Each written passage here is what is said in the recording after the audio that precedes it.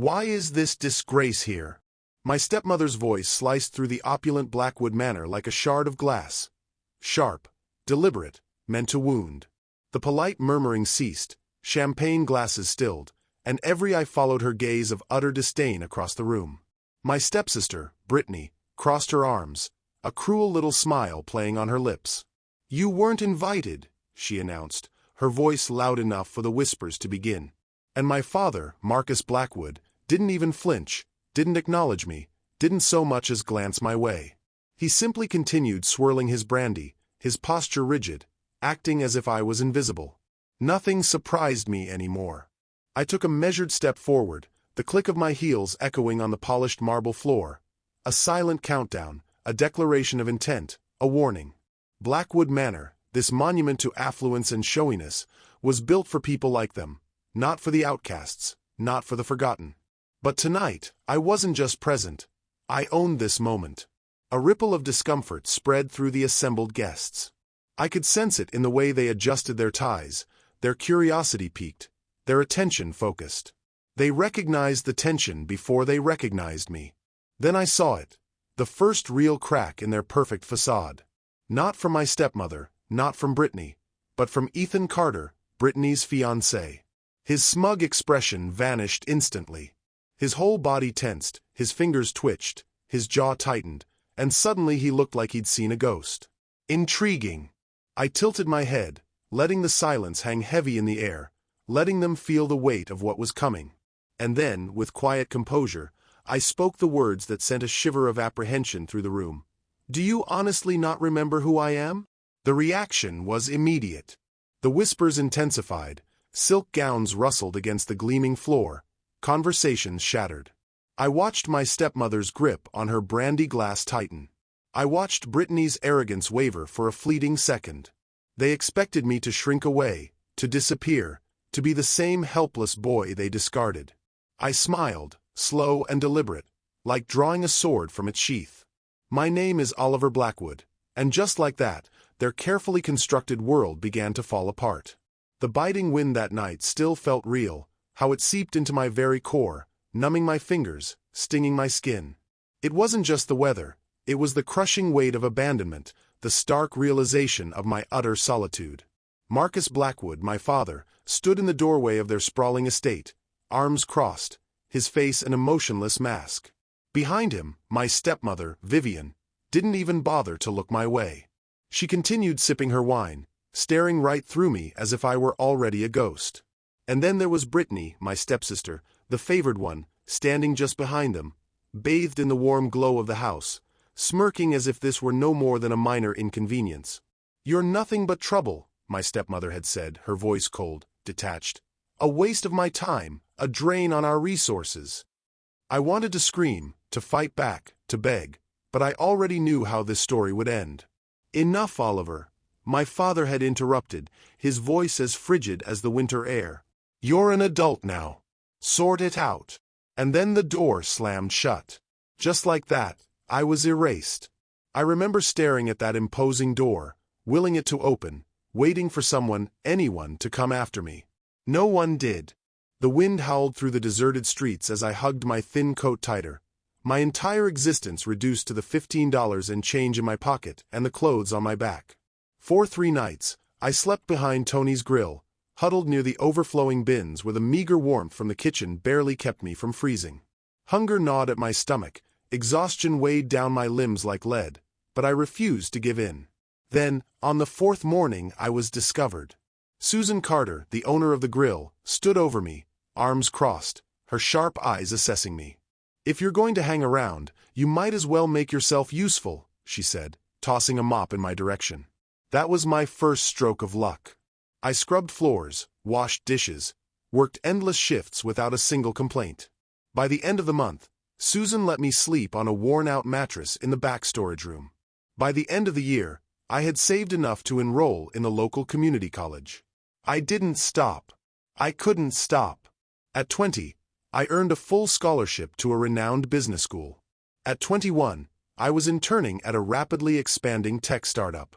At 27, I launched my own organic food company, a venture that would revolutionize the industry and make me a millionaire. And the Blackwoods? They remained blissfully unaware, because they didn't deserve to know. Brittany, predictably, was the first to recover. She tilted her chin defiantly, that ever-present smirk returning to her lips. The golden child, so confident in her position, so sure of her invincibility. She let out a short, derisive laugh, loud enough for the nearby guests to hear. "Honestly, Oliver, you just had to show up and make a fool of yourself, didn't you?" she sneered, her voice dripping with disdain. "Still craving attention, I see. You couldn't even finish your degree, and now you're trying to what? Ruin my engagement party and cause a scene." I offered a slow, deliberate smile. "Oh," I mused, tilting my head slightly. "Is that what they told you?" For the first time, I saw the slightest hint of doubt in her eyes. I reached into my evening bag and withdrew a neatly folded document. I took my time unfolding it, allowing the tension to build, letting the significance of the moment settle over her. Then I held it up, just enough for Ethan, standing rigidly beside her, to see. His eyes scanned the page, and the color drained from his face. "What is this?" His voice was low, but there was an undercurrent of something dangerous. Brittany shifted uncomfortably beside him, her fingers clenching. "Oh, please, he's just making things up." "It's your academic transcript," I said smoothly, "the one that shows you never actually completed medical school." A low murmur rippled through the nearby guests. Ethan remained still, his gaze fixed on the document as if he couldn't quite believe what he was reading. His jaw tightened, his fingers flexing at his sides. He knew it was real. Brittany's eyes darted between us, a flicker of panic in her expression. Then she laughed, not a genuine laugh, but a loud, theatrical one. She threw her head back as if it were the most hilarious thing she'd ever heard. "This is ridiculous," she scoffed, shaking her head. "You show up here with some fabricated paper and think you can destroy my engagement? Honestly, Oliver, I should be flattered. I mean, it's obvious you're just jealous. Look at me, look at my life. I have everything you don't: a successful fiancé, a loving family, a bright future." I didn't react. Instead, I took another step closer, my voice calm and steady. "If I'm so insignificant," I murmured, "why do you look so afraid?" Her smirk wavered for a split second, but I saw it. Ethan saw it too. His grip tightened on the document. "Brittany," he said slowly, his voice cold, "tell me this isn't true." She scoffed again, but there was a sharp edge to it now, a brittle quality that hadn't been there before. "Oh my God, Ethan, you're actually believing him? You know what he's like. He twists things, he lies, just to make himself feel important." "Lies," I interjected smoothly. "How interesting, because I have more." The tension in the room crackled like static electricity. Vivian stepped forward now, ever the strategist, ever the cold, calculating matriarch. "Enough of this nonsense," she said, her voice sharp. "I will not allow you to ruin your sister's engagement party with these preposterous accusations." I turned to face her, meeting her gaze directly. "Oh, Vivian," I said, my smile barely there. "You of all people should know that I don't make accusations. I present evidence." And then I delivered the next blow. "Perhaps we should discuss the ongoing financial irregularities at the Blackwood Family Foundation?" Absolute silence. Marcus Blackwood, my father, the man who had stood in that doorway all those years ago and cast me out into the cold, stiffened. His jaw twitched almost imperceptibly. I reached into my bag again, this time pulling out a slim, silver data stick. I turned it over in my fingers, watching as understanding dawned in his eyes. "I have bank records," I continued, my voice light, almost conversational. "Emails, legal correspondence, irrefutable proof that your esteemed family foundation has been involved in fraudulent activities for years." Brittany gasped sharply. Vivian's fingers tightened around the stem of her wine glass. Marcus paled visibly. The murmur among the guests grew louder, whispers escalating into hushed gasps. "That's absurd," Marcus said finally, his voice low and strained. "You have no idea what you're talking about." I took a slow step closer, lowering my voice just enough for only him to hear. "You didn't think anyone would ever uncover it, did you?" He flinched. For the first time in my life, Marcus Blackwood looked genuinely afraid. Dr. Miller stepped forward, his face flushed with anger, his hands clenched into fists at his sides. The once composed and respected director of the foundation now looked like a man who had just realized he'd been thoroughly duped. His voice cut through the stunned silence like a knife. "You assured me she had her qualifications," he said, his sharp gaze fixed on Marcus. "You vouched for her.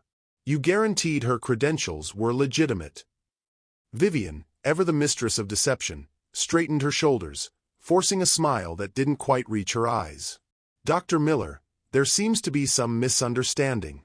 Whatever my daughter may or may not have done, she never graduated," I stated, my voice calm and unwavering. "She never even came close."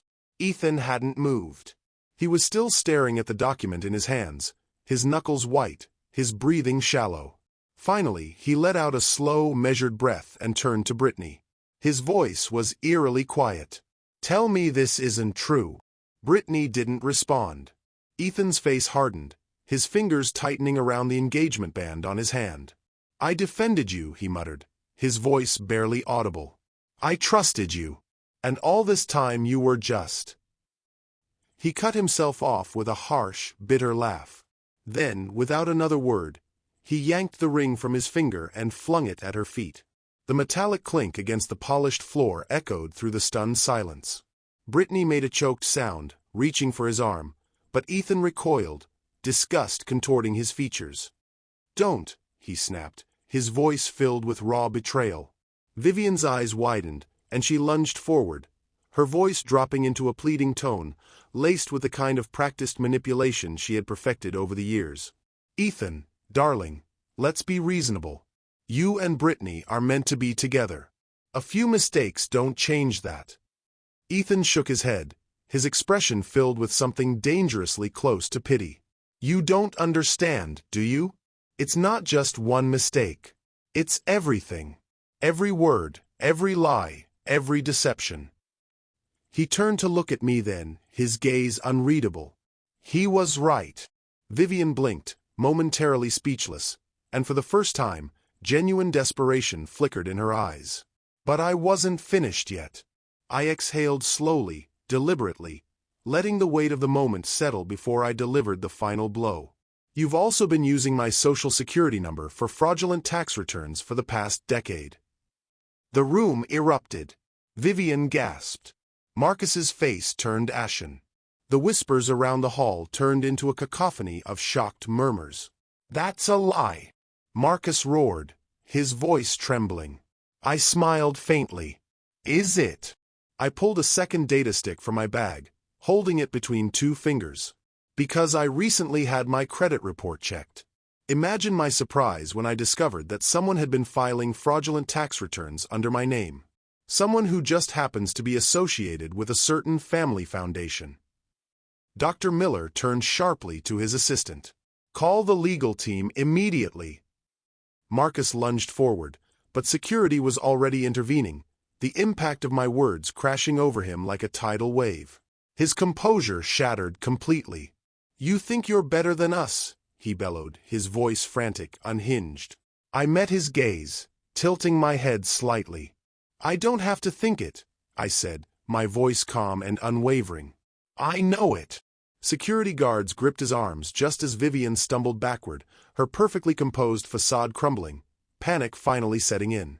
The guests recoiled, their gazes filled with nothing but judgment and scandal. The once revered Blackwoods? Nothing more than cautionary tales. And Brittany? She was on her knees, sobbing uncontrollably, her elaborate gown a crumpled mess around her. I took one last look at the devastation I had wrought, then I turned my back on them.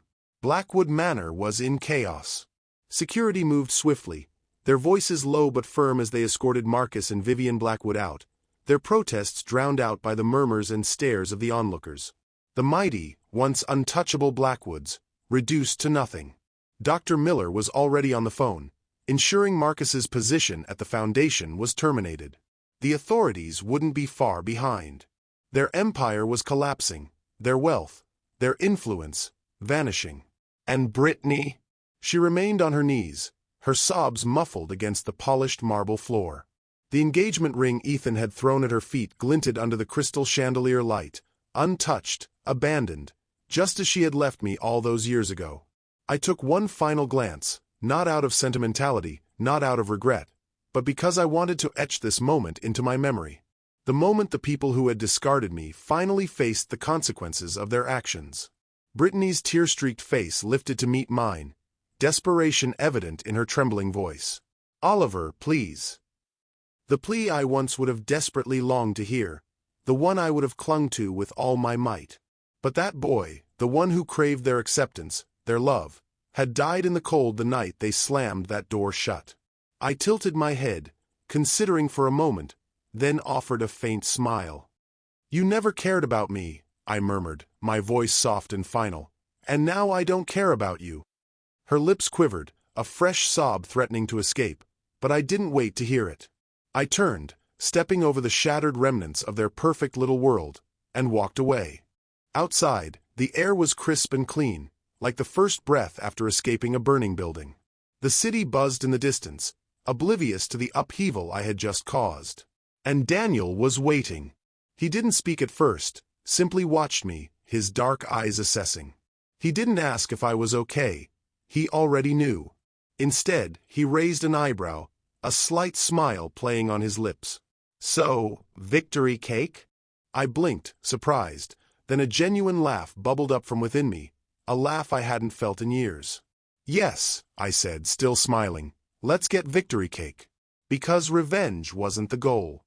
Freedom was. And now I am finally, completely free."